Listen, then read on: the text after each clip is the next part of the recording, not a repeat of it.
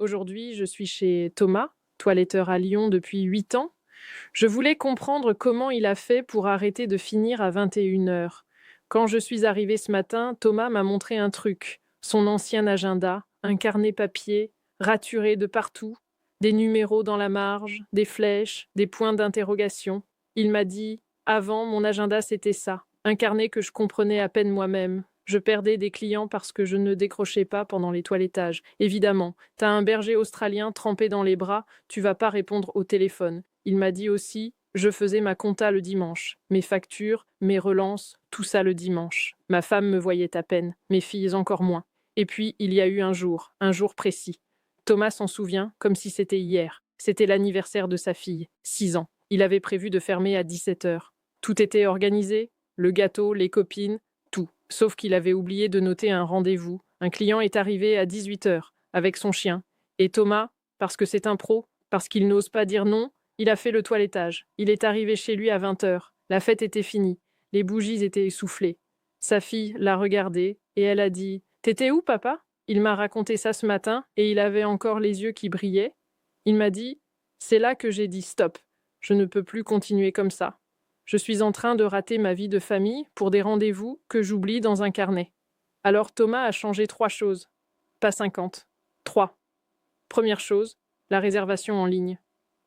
Thomas a mis en place un système où ses clients réservent directement sur son agenda. 24 heures sur 24. La nuit, le week-end, pendant les toilettages. Le téléphone sonne encore, mais c'est plus une urgence. Il m'a dit « Tu sais ce qui m'a bluffé ? 50% de mes réservations se font après 20 heures. Des gens qui pensent à leur chien en regardant la télé.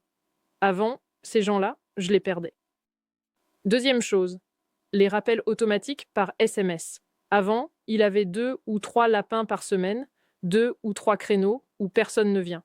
45 minutes de perdu à chaque fois. Depuis les SMS automatiques, les lapins sont divisés par 3. Il m'a dit, ça me récupère presque une demi-journée par semaine. Troisième chose, sa fiche Google. Thomas a commencé à poster des photos de ses toilettages, avant et après. Les clients adorent.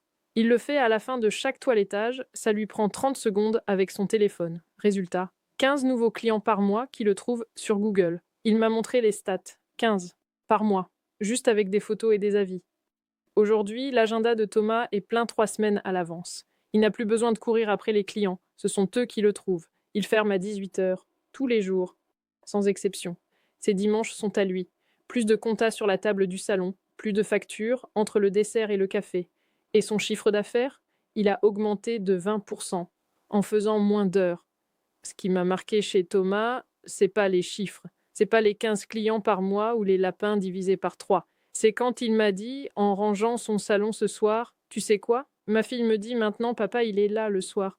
Il a dit ça simplement, comme une évidence.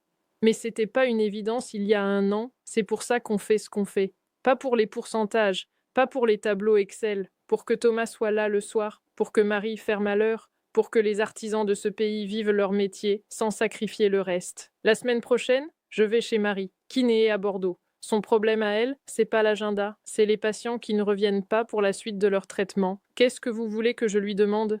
Dites-le moi en commentaire, je lis tout et je lui poserai vos questions. Thomas est accompagné par Boost ta boîte.